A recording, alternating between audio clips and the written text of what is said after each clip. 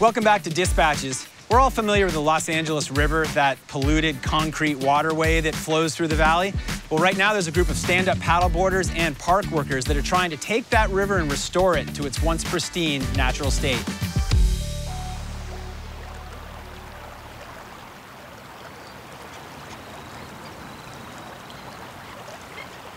Well, I knew it was called the LA River, but I was always kind of baffled why it's called a river, because it just looks like a sewer, right?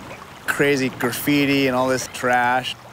In 2009, I was in traffic on this freeway right there, and I looked over and I saw the river. And I went, man, I could probably paddle down that thing. Guaranteed no one's done that. We had to scale fences and barbed wire and stuff. I ended up paddling like 30 or so miles of it on my own, and met some pretty crazy people and saw some pretty crazy things on the way down. We saw a shopping cart, you know. There's tires, I mean, car parts, motor oil, all that stuff. I remember there's a bunch of fish in there when you just thought it was this gnarly cesspool of just blah, you know.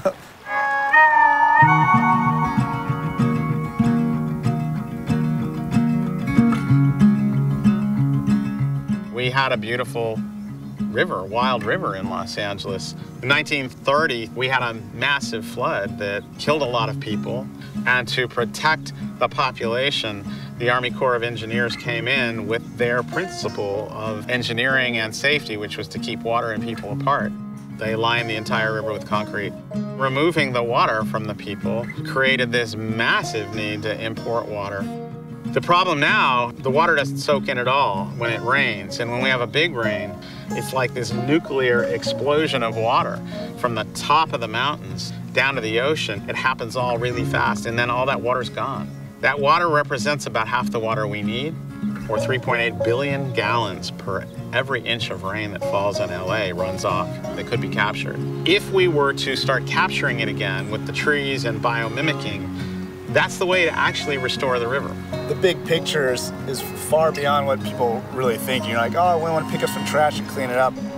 All the revitalization is just a building block to filter and clean and ultimately keep the ocean cleaner as well. The Los Angeles River is actually one of the key elements of why the city of Los Angeles is where it's at. Where there's water, there's life. A lot of Angelenos support removing concrete, bringing the river back to its natural state.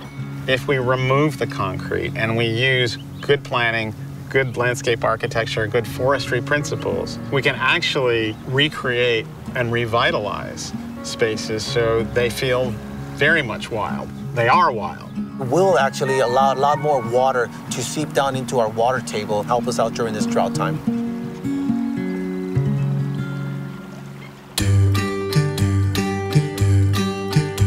The Los Angeles River stretches 51 miles from here in the Calabasas area all the way down to the Long Beach area. There are portions that are soft bottom that just Mother Nature would not allow it to actually be concreted. Right behind me is the Sepulveda Dam, managed by the United States Army Corps of Engineers. This section does have a soft bottom feature. We have a lease with the Army Corps of Engineers to manage this 2.5-mile stretch recreation zones. They have a whole schematic plan of how it's supposed to look. Hiking trails, picnics, clean up the water. We're entering our 5th year of having the recreation zone open to public to come out. There's many things you can do. Bird watching, you can also fish as long as you have your fishing license. You can actually kayak as long as that's a non-motorized craft. I had no idea you could even paddle this. I was so stoked. And I heard, I was like, I'm gonna paddle the LA River? That's sweet. I'm super excited right now. It's gonna be really fun. It's a pretty fun, interesting paddle. You get in right here, it's wide open, there's not much trees or shrubbery, and you start off by going under these big, highway overpass bridges, and then it clears up, gets real lush and green. It's actually quite beautiful back there, which is unexpected. The greenery comes straight into the water, so you feel like you're somewhere else. We were paddling under bushes, just going through turns. Bunch of birds, just awesome trees. Saw a couple of fish jump out, and it was super rad. The Sepulveda Basin area is an estuary, so we do have a variety of birds. Blue heron, snowy egret, Canadian geese, mallard ducks, osprey that actually comes out here and visits. There's a variety of fish. We do have carp in here, we do have catfish. The community can rally behind and be proud of the LA River, and it could be a focal point of the city. It takes bringing people together, convincing the schools that this is a better way to raise kids, healthier, safer, more inspirational. It's vital that we do it for our infrastructure needs to protect us from flooding and drought and heat. But it's vital to our spirit that we have this wildness right there accessible within viewing distance of our home.